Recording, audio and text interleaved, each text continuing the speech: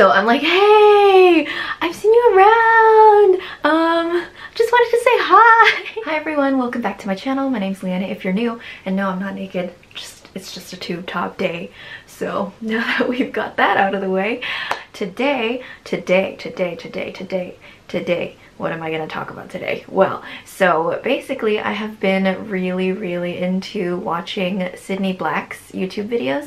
She does a lot of makeup, and she also talks about her mindset, hence the name of her videos, Makeup and Mindset. And she also does these like, so like she does makeup and then she like talks about like certain mysteries in the past, or like scandals, or just like historical events like the Monica Lewinsky scandal. It's very interesting. I have been watching her like a lot, pretty much almost exclusively, but watching her videos actually made me come to a realization. So recently I was talking to my friend about my YouTube channel and the direction it was going, and he was like, so when people come to your channel, do you want them to see makeup or do you want them to see Leanna? And I'm like, huh, I kind of want them to see both, you know? I just never thought of combining the two, but it just makes so much sense. I'm going to take a page out of her book today and do a makeup look while I talk. Like, revolutionary. So let's get started. I'm wearing these big ass hoops and this tube top, and just wearing my blue light glasses on my head to get my hair out of the way. So yeah, it's time for some makeup. Okay, so I have trouble multitasking despite what it says on my resume. I'm gonna try my best. So today's topic is introversion. I'm introverted, and so is like 90% of YouTube. Like, why else would you just like sit by yourself and make videos and post them on the internet? Because you have no friends. I'm kidding, I'm totally kidding. But it's come to my attention that a lot of people who do YouTube are naturally quite introverted. So definitely being introverted and being shy is not a very unique personality trait. So I'm not sitting here like, ooh, I'm special, you know? Like, I know so many people are like super shy and introverted just like me, and you know, some people have it even worse than me. So I definitely feel like a lot of Gen Zs and a lot of people my age are very introverted, and that definitely has something to do with social media and non-confrontational culture, which, you know, I have expressed my opinion about before, which is I hate it. I think being non-confrontational and ghosting people and leaving people on red is really annoying and stupid. Like, I'm definitely more direct, but then it's kind of weird because I feel like really socially anxious in a lot of social situations. I don't know, I don't think I started out as shy, you know, like I would just like talk to everyone. Like, I remember there was this girl who was my neighbor, and she would just like come out on her balcony sometimes, and then I would come out on the balcony sometimes, and then we would just like have full-blown conversations. As I just grew up, like, I don't know, like I just became more and more quiet, and that's just so sad. Anyway, I wanted to talk about how shyness can lead to people thinking that you're standoffish. And dude, I literally had to stop in the middle of my sentence just to put on concealer. Okay, yeah, so shyness can lead to people thinking that you're like a bit standoffish, like you think you're too good for everybody. And you know, that's definitely not the case. Like, it's kind of the opposite, you know? Like, this is just my understanding. A lot of people who are shy tend to think that they're not good enough for other people, not too good for other people. When you're quiet and you don't say much, and then, you know, people don't think that you're very friendly, and then they'll just think like, oh, you know, they're silently judging, like they think they're too good for us. Yeah. My shyness started settling in like sometime in late elementary school, because when I was in middle school, I was really shy, apparently. Once 7th grade started, I just like became really quiet and became kind of like a really big bookworm, and I didn't talk to people because I wanted to read. I think my shyness kind of led to people not liking me in middle school. Like, I remember this specific girl who like hated me for no reason, and she would just like talk mad shit about me for no reason. You know, it's kind of funny because everyone who was like really mean to me in middle school is like super nice to me now, and I don't know how to feel about it. Like, you never apologize, bro. I don't know if I'm supposed to just like brush it off as like middle school like petty drama or whatever, but anyway. So yeah, this girl like really hated me because I think I was too like reserved and just like didn't say much. The frustrating thing is like when you're quiet and when you're shy, you're actually like really nervous and you don't think you're good enough to make friends with people, and then people think that you think you're too good for other people. So it's very stressful. I remember being really jealous of this one girl, or like really like I was admiring her, I guess, that she could just go up to people and just be like, hi. Like how can you just like say hi to people, like just like people that you don't know? Like this was middle school, so I was like already freaking out. I was like, oh god, like I literally can't talk to people. Like I feel like I can get really in my head when I'm talking to people, and then I'm just like one, like even to this day, like one like flinch or like 1 second too long of a silence that they leave is just like, oh fuck, like they hate me. If I ask people that I don't know that well, they don't expect me to have like this high sense of anxiety when I'm in social situations, because I seem like I'm very friendly and very open and just very like talkative, but you know, it's a very conscious effort for me to just kind of like be like, hi, oh my god, like my name's Leanna, what's your name? Like it's a lot of work for me, and I find that I don't allow awkward silences, especially when I'm talking to people who I don't know.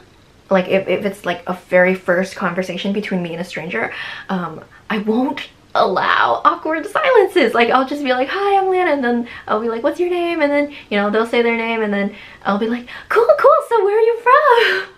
And then, you know, I'll just like keep like asking questions, because I don't want the conversation to die, because then it's just gonna be awkward and painful. So then I have to like keep coming up with questions in my head to ask them. To this day, I still have nervousness when it comes to talking to authoritative figures, or like people whose opinions really matter, like in the long run. In my last year at UCSD, I had to take a senior design class, and basically what that meant was weekly meetings with the professor, and he was like a very scary dude. I mean, in the end, like he's a great guy. Like I really liked him.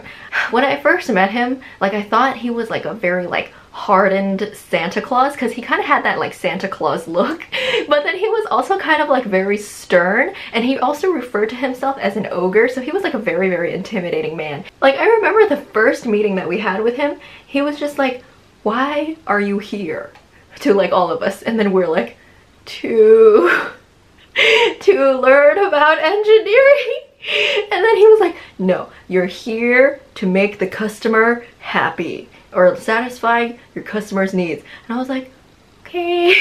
So yeah, he was like a very intimidating man. And then there was also this one time where we had a meeting and I didn't say anything for the entire 15 minutes. It was just like all my group members, because I don't like talking. I don't like talking. Like I don't want to like embarrass myself or like trip over my words, especially when I'm talking to someone who has this power over something very important to me, like my grade. So I didn't want to like mess up. And then at the end of the meeting, he was like, you need to say something next time. And I was like, oh shit, he called me out. And like after that, like we had like maybe 10 more meetings in that quarter, and then, you know, coronavirus happened, so at least they weren't in-person meetings, and then they turned into online meetings. So every single meeting I had to consciously make sure that I had something to say, because he roasted me that one time for not having anything to say. And it was so nerve-wracking, and I was like so worried that he was gonna call me out again, so that it got to the point where like before every meeting I was like this, I was like and then my like heart was like beating super fast. I'm not even exaggerating, dude. My feeling of anxiety was so high, like before every single meeting. Like I would just be so nervous. You know, if it's not people of authority, it's people who whose opinions matter to me. Like I don't want them to dislike me for any reason, so then like they think I'm shy. I don't mean to come off as shy, but then like when I feel like someone's opinion really matters, then I'm just going to like try to stay quiet. So because like when you stay quiet, it's like less opportunities for you to fuck up. If you've heard my podcast episode with my friend Angela, I talk about how, you know, I can't fucking socialize in friend groups. Like I physically cannot, because when you're like all sitting around like in a circle, like only one person can talk at a time, and then like after they say something, like you can either say something or like someone else can say something. If you and someone else have the same conversation rhythm, then you're likely going to feel like you're vibing like really, really well, even if, regardless of the topic, right? So like I remember meeting this girl at work who kind of like talked at the same speed that I did and like responded in the same rate that I responded, and I was like, wow, she's really cool, even though we weren't talking about anything in particular. So I think conversation rhythm really, really matters. So when you're in a big group of people, everybody's conversation rhythm is like very, very different. So like not everybody responds at the same rate, not everybody needs the same amount of silence after something is said to say something else. And for me, I've noticed that my conversation rhythm, like I always like to wait like a beat after someone says something to say something, but then like in groups, like there are a lot of people with conversation rhythms like faster than me. I'm like, well fuck, like, I didn't respond fast enough. And then, you know, like talking in groups is very exhausting because you're just always looking for like a window to insert what you're gonna say, to kind of like make sure that you're like being social and like make sure that, you know, you're not sitting there and being too quiet to the point where like people think you're standoffish. So it's very, very difficult for me and stressful, which is why I like hanging out with people one-on-one, because I feel like I can definitely have a better connection with people if it's just one-on-one. You know, at this point we know that like all those sitcom like friend groups don't exist, like those like in Friends, How I Met Your Mother, like those friend groups don't exist where, you know, everybody's like tight-knit with everybody. I feel like even in real friend groups like that, like, you know, like group chats, like there are always some people who are, why am I out of breath? Like there are always like some people who are closer and then some people who are like not as close with each other, and I think that's just how life goes, you know. So I always like to, you know, do one-on-one hangouts because I feel like it strengthens relationships better. But yeah, when I do find myself in those situations, like when I do find myself in friend groups, I'm actively trying to go against my nature and say stuff faster, and then sometimes like I can't, and sometimes it's like what I say doesn't add to the conversation at all. It's just like a stupid sentence or like a stupid joke, and then no one laughs and no one responds, and I'm like, well fuck, like everybody hates me. So in high school I was lucky enough to have the experience of going to several summer programs. These were like engineering programs, kind of to build my high school resume for college apps, and I went to a total of 3. So when you're like with a group of teenagers for like 1 or 2 or 3 or 4 weeks, and it's like a very small group of teenagers, the stressful thing about like going to these like group outings, to these like group programs, is that people click up within the first 2 days. And if you don't find your click within the first 1 or 2 or 3 days, you're done. You're like not making any friends like on the 3rd day. It was so stressful for me because it felt like this rush to just kind of like gotta make friends right now, like right as I stepped on the on the campus. So I have gone to sleep at 10 p.m. for the past, well, my whole entire life basically. There was never a time, well, okay, not like consistently 10 p.m. every night, but like that is my average time, I would say. Let's say 10:30 is my average time. But 10:30, like I go to sleep early, dude. Like I don't stay up until 4, 3, 6 a.m. Like I'm just not a night owl. And I've tried it before. Honestly, it was fun. It was really fun. But no, I don't want to be a night owl. So a lot of the people that I went to these summer programs with were night owls. And you know, after like all the program activities were done for the day, like everybody would just like, you know, go out and like, you know, party, like go to the club, or like not the club as like high schoolers, but you know, like they would go out to like restaurants or like go to the beach or something, and I just didn't want to go. Like when I was in France, my classmates would want to go explore the streets like at fucking like 11 p.m. and I'm like, you're trying to go on the streets of Paris at 11 p.m. at night? Like no thank you, I'm staying home and I'm sleeping. I definitely feel like me wanting to adhere to my sleep schedule and like also kind of being very sheltered as a teenager. Like my parents didn't really let me like go out with my friends that much in middle school and high school. Like my mom didn't really, like my mom wasn't even cool with me like having after school extracurricular activities. Like she would get really mad at me. So yeah, I was also very sheltered as a kid and not really allowed to go out, so I didn't feel like safe going out at night because, you know, I just had never done it before. And, you know, a lot of people at these programs wanted to go out at night, and I was just like, fuck, like, I can't come, sorry.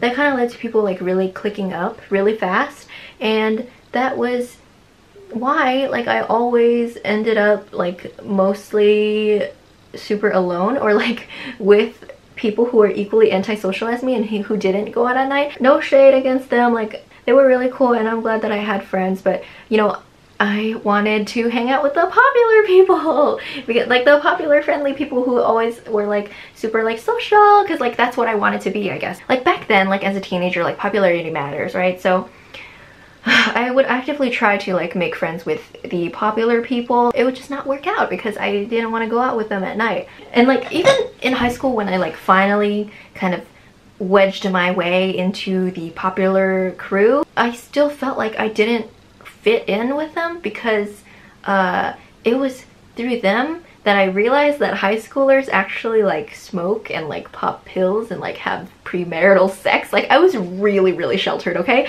So I was just like, fuck, like, oh my god, like you guys do that? Like, so I just really couldn't relate to them and they couldn't relate to me. And you know, that is why like I didn't have like super popular like friends. I've actively tried to change my shyness by like surrounding myself with people who aren't shy, but it's always very hard to be around people who are very extroverted, because then you have to constantly keep up with their energy even though that's not you. Like these popular people were really extroverted. I think that's what they all had in common. So I definitely do have a lot of friend crushes, and I think it's pretty cute. I think the fact that I have friend crushes is really cute. And I really like when other people have friend crushes too. It's really super cute.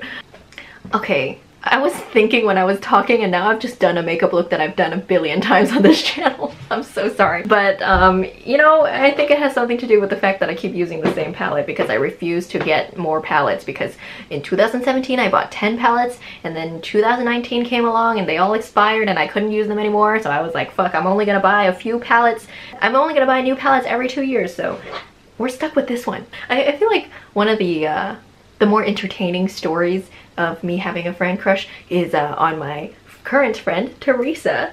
She might be watching this. Hi, Teresa. She knows this about me. When I first saw her in the gym, you know, I at this point I didn't really have anyone to talk to about like gymming and like activewear, like Gymshark, and like, you know, drinking BCAAs and like deadlifting like 130 pounds. Like she deadlifted 130 pounds and I was like, I deadlift that much. And she was like wearing the same clothes as me and like drinking BCAAs. She was also like trying to grow her butt, and I was like, oh my god, like I need to be friends with this girl. So it took me like 5 times like seeing her in the gym to like muster up the courage to just be like, what the heck, like I'm gonna go talk to her. So I finally go talk to her, and I picked like the worst possible time to talk to her, because she was like kind of sitting like after a set of on the lat pull down machine, and I was just like, okay, she's on her break right now, like I can go talk to her right now. And then just as she like musters up the energy to like finally start her first lat pull, I go like, hey, and I'm like, fuck, I already fucked up because I like interrupted her workout. So I'm like, hey, I've seen you around, just wanted to say hi. I didn't want to like just straight up be like, do you want to work out together? Because like if she said no, man, like what if she said no? Then I was just gonna be destroyed on the inside. So I was like, hey, like do you like want to exchange numbers so that we can like talk about whatever?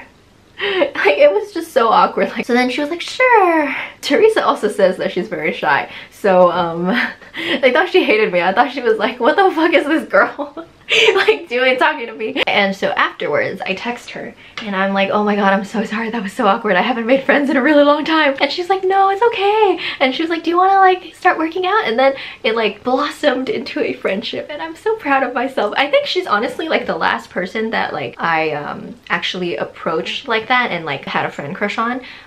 It happens like very rarely. It happens like every couple of years, and now that I'm out of college and I like won't ever interact with another human being again, I don't think I'm ever gonna have friend crushes again. No, I'm totally kidding. I know I'm going to interact with people in the future, but you know, COVID, pandemic, just stuck at home. How many people am I gonna meet now? Like when am I gonna have a friend crush on anyone now? Like I don't know. Okay, this is winged liner. This is intense, you guys. I can't talk. Okay, it still turned out shitty. So when I met Teresa, I was a third year. The general consensus is that, you know, if you don't make friends freshman year, it's going to be significantly harder to make friends later. Because when you're a freshman, you're like surrounded by other freshmen, right? Like they expect to be talked to, they expect to be socialized. So you can just like approach any other person and then they won't think much about it.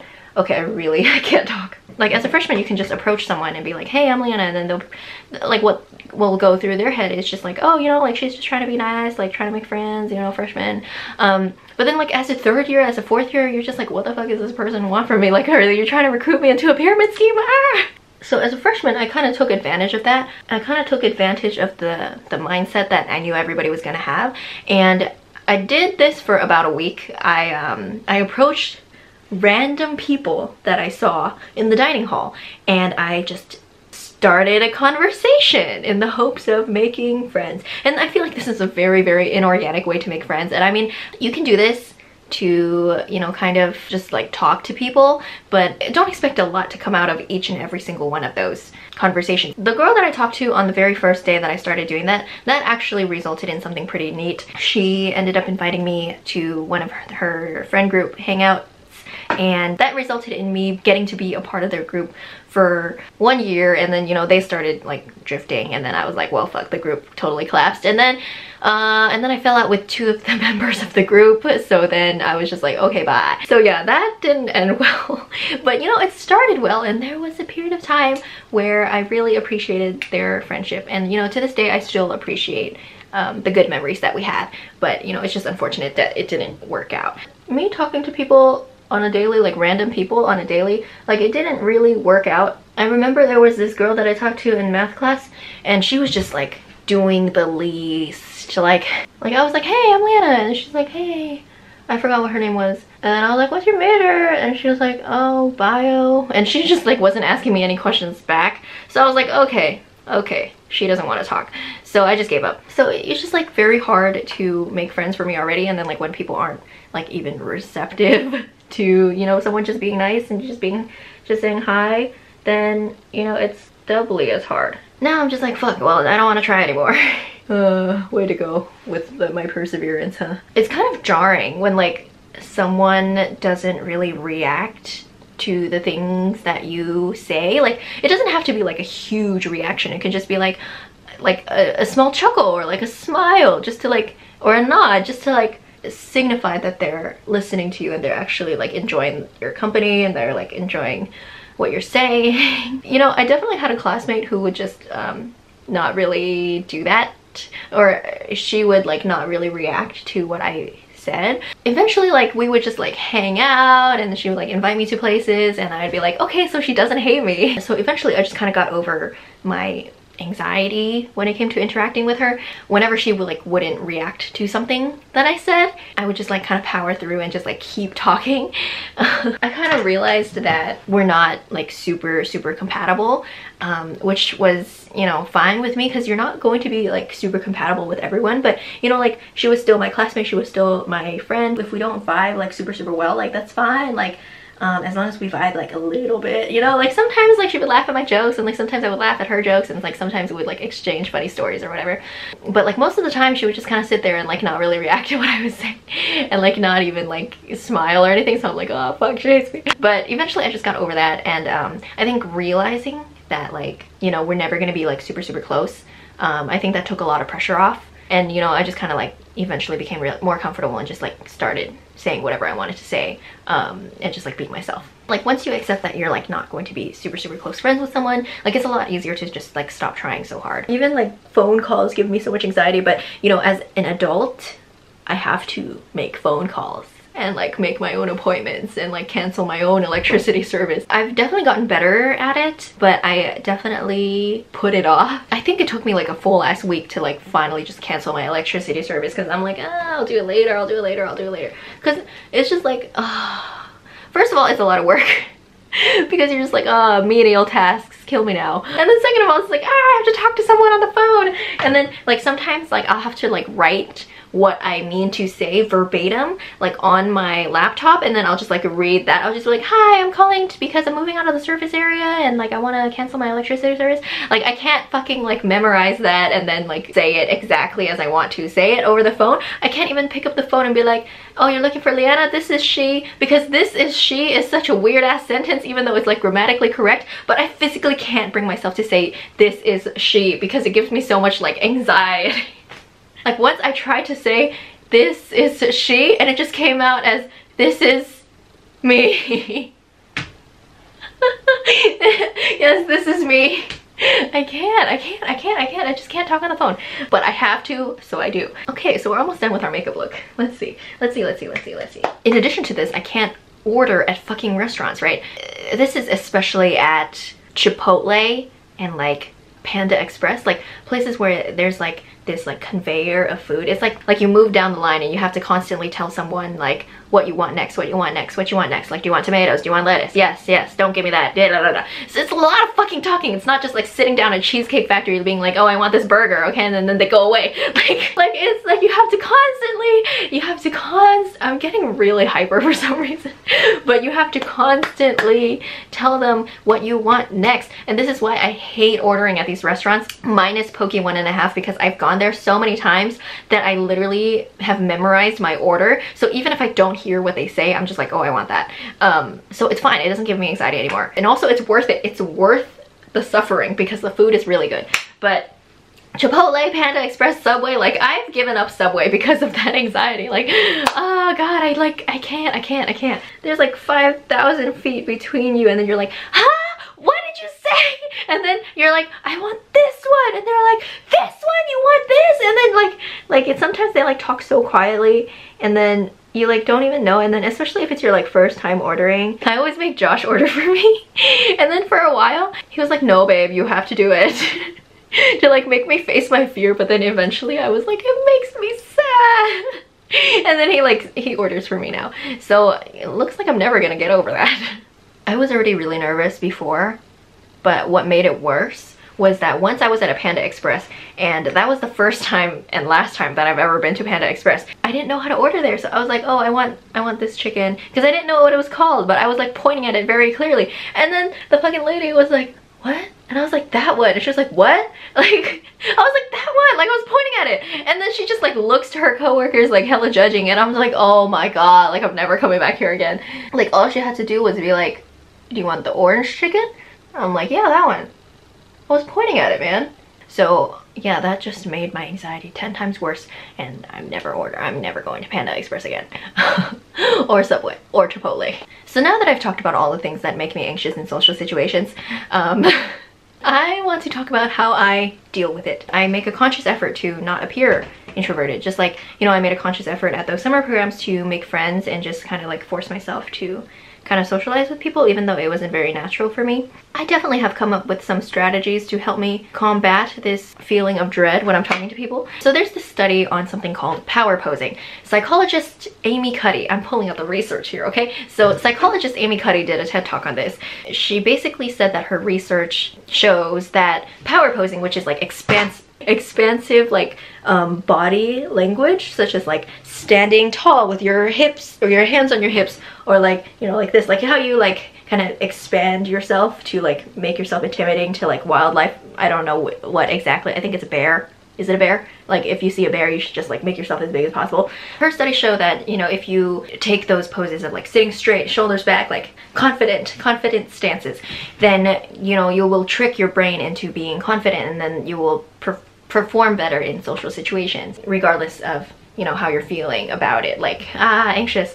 Her research shows that power posing actually increases levels of testosterone and decreases levels of cortisol. And testosterone is like the confidence hormone, right? Like, yes, like strong, like you know, like I can do this. But and then cortisol is the stress hormone, so it's just like I'm so stressed, like The research showed that, like, you know, people had higher levels of testosterone when they like power pose, and like, you know, they would send them into interviews, and then people who like power pose beforehand would like do better. But, you know, that has since been debunked and then undebunked allegedly by Cuddy. I don't know, like, I don't know what, I didn't do like super deep research, but you know, it has been labeled as a pseudoscience and like kind of like, ooh, you know, but I would like to believe that it's real.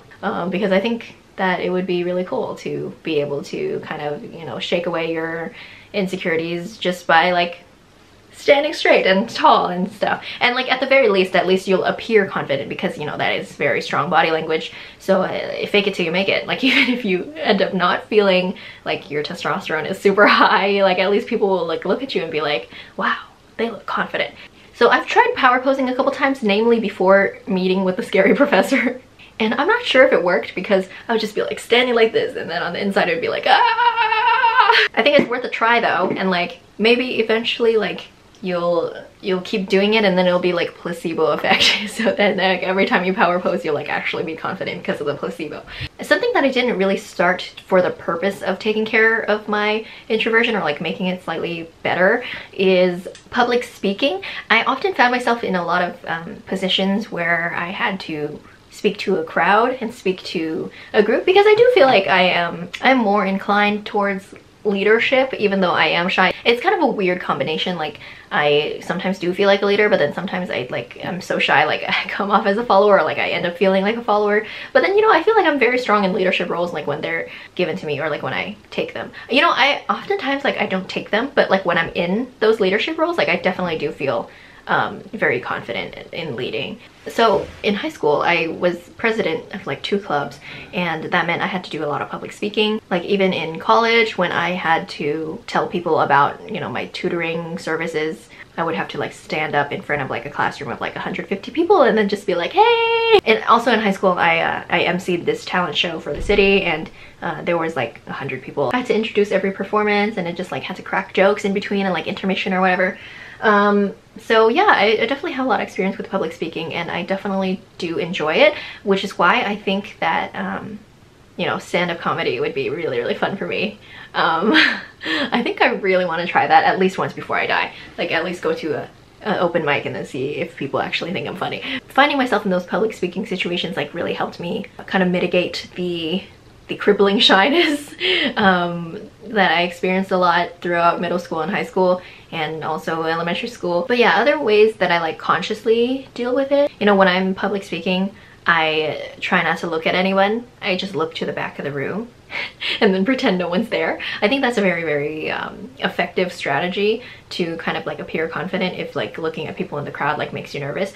And then also like when you're talking one-on-one to people, like especially with people who make me nervous, and then people who like I consciously have to remind myself to have eye contact with, because eye contact is very, very important. One thing, I haven't actually done this lately, but one thing that I do is look between someone's, like in this area. So you're not looking at their eyes, you're looking like right here, and it looks like you're looking at their eyes. So that is a very, very good strategy that has gotten me through a lot of anxiousness in the past. Thankfully I haven't had to do that lately, probably because I haven't gone out of my way to like talk to any new people, but like when I do find that I'm like a little more self-conscious, then I definitely employ that method, and it actually works. I know some people might like feel super betrayed, like if they think that you're like not looking at their eyes, but it's like something that has been really, really helpful for me, and you know, in the long run doesn't hurt anybody. And it's not like I'll always look between their eyes, it's just like when I'm feeling really anxious and like when I need it the most.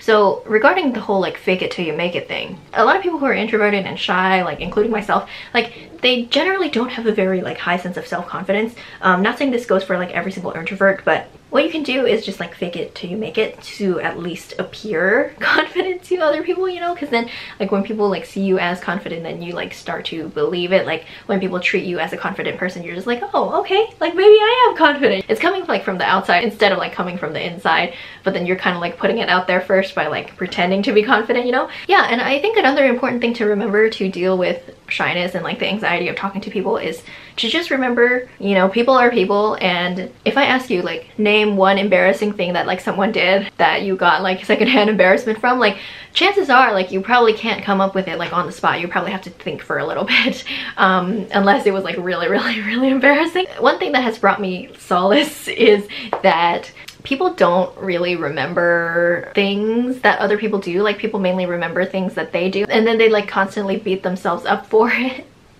for like years and years to come. The thing is, like, even if you do something embarrassing, like even if you like trip over a sentence or whatever, then, you know, just take it easy. Like don't beat yourself up for it, because people aren't going to remember. And you know, if you like turn that into like a humorous situation, then like you can be even more charismatic by like addressing your awkwardness. And like as long as you just like be nice to people and just like wear a smile, then like you can't really be responsible for other people's feelings. You know, if some random stranger came up to you and was like, hi, like I'm you know, so and so, like what's your name, like where are you from, like you're probably not going to like judge them and like hate them right away, because they're being really friendly, you know? If you won't judge someone for doing that, then like why would someone judge you? So if you actually have a friend crush on someone, if you want to like meet people, if you want to like get over your introvertedness and your shyness, then just like go up to people and just say hi. The worst thing that can happen is that you won't vibe, or like, you know, they won't like you as a person. But it's fine, like as long as you're like nice to everyone, then you know your side of the street is clean. Like other people's reactions don't matter. And like if, who will hate someone who is like just super friendly and like nothing else? Like who will hate someone who is super friendly? That's someone that you don't want to be friends with. So if someone doesn't like you just because you're being friendly and like nice and just saying hi, then they suck. They suck. And I don't think I don't think there's anybody like that. So I think you're fine. I like to rely on the idea that people are very empathetic. So like when you mess up, people are understanding. People are a lot easier on you than you are on yourself. So just relax. The way that I like to approach making friends is to just put yourself out there. Just be nice, just be yourself, you know? And like if someone doesn't like you, then like it's not your problem. Like just know that it's not your problem if you did everything right. Yeah, and I feel like it's also really important, especially nowadays, to maintain friendships. Like you have to put in the work. Friendships require upkeep, just like romantic relationships do. It's not like you can just introduce yourself to someone and then like never ever speak to them again. Like if you want to be friends with them, you have to like hit them up, you have to like arrange a hangout. And I know a lot of people, especially my age, aren't like really inclined to do that because, you know, of social anxiety, or just like, you know, ghosting culture, or like non-confrontational culture, or just like not feeling like you're cool enough to be friends with someone. All you can do is just like put yourself out there and just be like, hey, like do you want to like get lunch with me, or like do you want to like, you know, especially now in quarantine, like it's really hard to just like hang out with people. You could like Zoom with people, just be like, hey, do you want to like hang out on Zoom for a couple hours? Like do you want to catch up? Like do you want to like watch something? Do you want to like have a lunch date or whatever? So yeah, I think it's like really important to kind of put in the effort, make sure that you're not the only one putting in the effort, but you know, like also don't rely on the other person to put in the effort every single time, because that's irrational. I definitely do still feel shy in certain situations, and I definitely do still come off as shy even if I don't mean to come off as shy. I think I'm just like more quiet and like more observant, and I like to like kind of observe the situation before I like talk, just so I don't say anything wrong or like, you know, make anyone hate me. I liked to think of myself as an ambivert, but honestly, I think I'm just an introvert, or sometimes an extroverted introvert. I'm an extroverted introvert with my friends, and an introvert with everyone else. So yeah. So that's pretty much all I had to say. And as you can see, I'm already done with the look. I'm so sorry, this is like a look that I've done before on my channel. You know, this was fun. I think I'll do more makeup and sit down chat videos. So yeah, let me know what you thought, and I'll see you in the next one. Okay, bye.